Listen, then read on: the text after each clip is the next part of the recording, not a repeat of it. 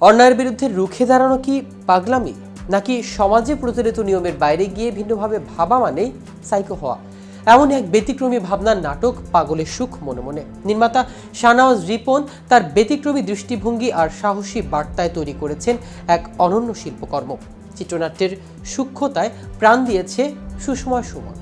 তবে গল্পের মূল ভাবনায় নিজের মুনশিয়ানা দেখিয়েছেন নির্মাতা নিজেই, যেখানে সমাজের নিয়ম আর মানবিকতার লড়াই ফুটে উঠেছে অনবদ্যভাবে। কিন্তু কবে পর্দায় ধরা দেবে নাটকটি?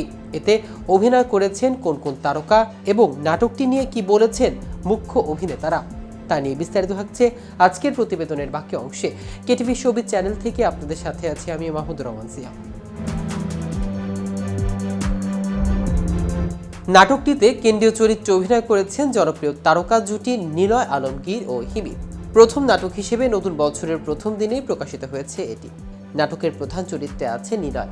তার চরিত্রটি সমাজের প্রতিটা অন্যায়ের বিরুদ্ধে প্রতিবাদী হিসেবে প্রকাশ করেছে।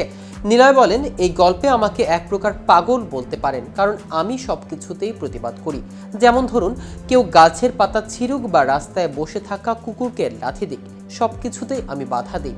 এই গল্পের মাধ্যমে আমরা এমন একটি বার্তা দিতে চাই যা আমাদের সমাজের অনেক অসঙ্গতির চোখ ঘুরে দেবে। গল্পে নিলয়ের পাশাপাশি রয়েছে জান্নাতুল সুমাইয়া হিমি, যার চরিত্রটি শান্তশিষ্ট ও সংবেদনশীল। হিমি বলেন, গল্পের কেন্দ্রবিন্দু নিলয় হলেও আমার চরিত্রে আবেগের একটু গভীরতা রয়েছে যা দর্শকদের মন ছুঁয়ে যাবে। অন্যদিকে তানজিম হাসান অনিক তার চরিত্রে ফুটিয়ে তুলেছেন এক ক্ষমতালোভী তারুণ্যের গল্প, যিনি নিজে চাচার ক্ষমতার দাপটে এলাকায় মানুষকে ভয় দেখান। এমনই জটিল সব চরিত্রের মিশেলে গল্পটি হয়েছে আরও মজাদার। গল্পের প্রেক্ষাপট নিয়ে নির্মাতা শাহনওয়াজ রিপন বলেন, সমাজের সাধারণ মানুষের সংকীর্ণ মনোভাব নিয়ে এই গল্প। আমাদের মধ্যে যিনি ভিন্ন কিছু করার চেষ্টা করেন তাকে আমরা সমাজের মূল স্রোত থেকে দূরে ঠেলে দিই, কিন্তু দিন শেষে সেই ব্যতিক্রমী মানুষটির কাজই আমাদের চোখ খুলে দেয়। এই নাটকের মাধ্যমে সমাজের প্রতি আমাদের দায়িত্ববোধের একটি গুরুত্বপূর্ণ বার্তা দিতে চাই। নিলয় হিমির সঙ্গে আরও রয়েছে তানজিম হাসান অনিক, সিয়াম নাসির, স্নেহা সহ আর অনেকেই।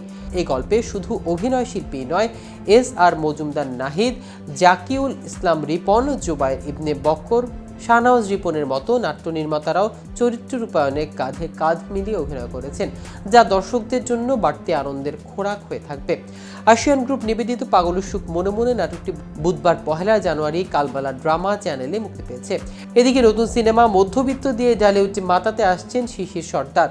দেখতে দেখতে ধরা দিল আরও একটি নতুন বছর 2025 সাল। আর এই নতুন বছরে ঢালিউড ইন্ডাস্ট্রির প্রথম সিনেমা হতে চলেছে শিশির সর্দার অভিনীত সিনেমা মধ্যবিত্ত। তানভীর হাসান পরিচালিত এই সিনেমায় মধ্যবিত্ত মানুষের জীবনের গল্প তুলে ধরেছেন। মৌলিক এই গল্পে দেশপ্রেম ও মানুষের বিভিন্ন দিক নিয়ে গুরুত্বপূর্ণ বার্তা রয়েছে। এই সিনেমায় শিশির অভিনীত চরিত্রের নাম আবির। এই সিনেমার প্রসঙ্গে সময়ের সাথে আলাপচারিতা শিশির বলেন, আমি নিজেও একজন মধ্যবিত্ত এবং 2009 সাল থেকে বাসায় এক কাপড়ে বের হই, নিজের দায়িত্ব নিজের কাঁধে তুলে নেই। তো ভিউয়ার্স, ভিডিওটি সম্পর্কে আপনাদের কোনো মতামত থাকলে আমাদের কমেন্ট করে জানাতে পারেন। সাথে সাথে নিয়মিত showbiz related update informative video পেতে কেটিভি শোবিজের সাথে থাকুন। ধন্যবাদ সবাইকে।